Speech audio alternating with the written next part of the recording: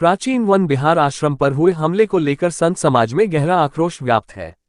रमनरेती police चौकी से चंद कदमों की दूरी पर स्थित इस आश्रम पर 13 अक्टूबर की रात कुछ नामजद आरोपियों ने हमला कर फायरिंग की थी। इस घटना में कई लोग घायल हुए, लेकिन पुलिस की कार्यवाही अब तक अधूरी साबित हो रही है। हमले के बाद पुलिस ने 3 आरोपियों को जेल भेजा, परंतु मुख्य आरोपियों की गिरफ्तारी अभी भी नहीं हो सकी है, जिससे संत समाज में रोष बढ़ता जा रहा है। शुक्रवार को संत समाज का धैर्य टूट गया और उन्होंने आश्रम के बाहर परिक्रमा मार्ग पर जाम लगा दिया।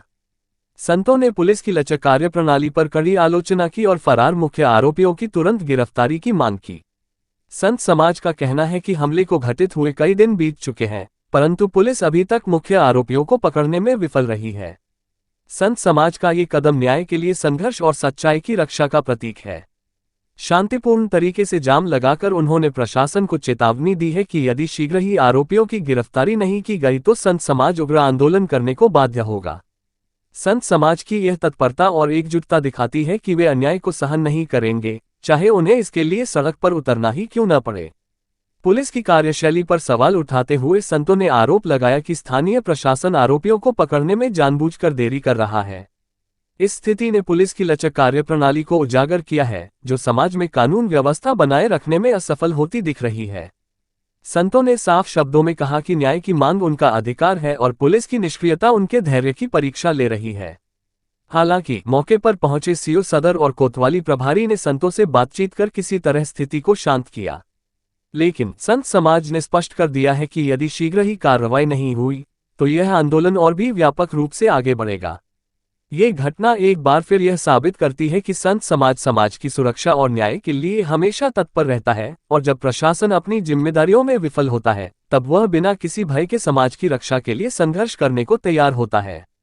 पुलिस को अब बिना देर किए इस मामले में सख्त कदम उठाने होंगे, अन्यथा संत समाज का आक्रोश एक बड़े आंदोलन का रूप ले सकता है। सबसे ज्यादा पुलिस का नाकारापन है, पुलिस की लापरवाही है और पुलिस प्रशासन पूर्ण रूपेण आज के 10 साल पहले वाले रुख पर ही कायम है, जब किसी समय में इस उत्तर प्रदेश में भूमाफिया राज चलता था, जंगल राज चलता था और यहाँ पूरे उत्तर प्रदेश से भूमाफिया आकर के वृंदावन की कीमती जमीन पर, आश्रमों की जमीन पर निगाह उनकी पड़ी रहती थी और यहाँ करके वो कब्जा करते थे। वही स्थिति आज वापस जो वर्तमान का पुलिस प्रशासन है या यहाँ का एडमिनिस्ट्रेशन है, चाहे वो राजस्व का हो या चाहे वो प्रशासन पुलिस का हो, इन सब की मिली भगत से ही इस तरह के कार्य हो रहे हैं। अगर पुलिस चाहे तो क्या इस तरह के यहाँ से चंद कदम की दूरी पर पुलिस चौकी है और इस तरह से भूमाफिया निरंकुश होकर के और बिल्कुल निर्भय होकर के और इस तरह से गोलीबारी करके चले जाएं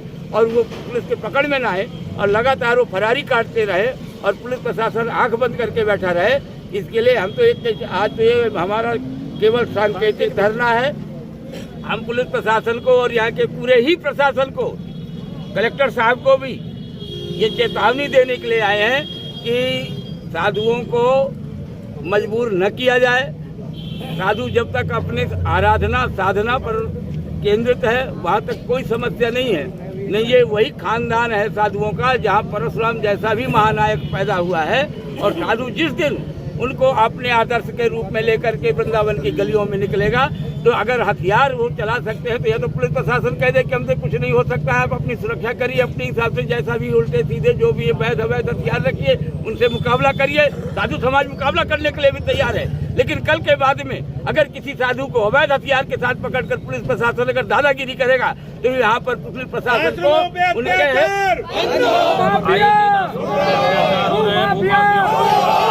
कब्जा हो रहा है पूरे वृंदावन। आज वृंदावन की ये स्थिति हो गई है कि शासन प्रशासन अपने कानों में तेल डाल के सोया हुआ है और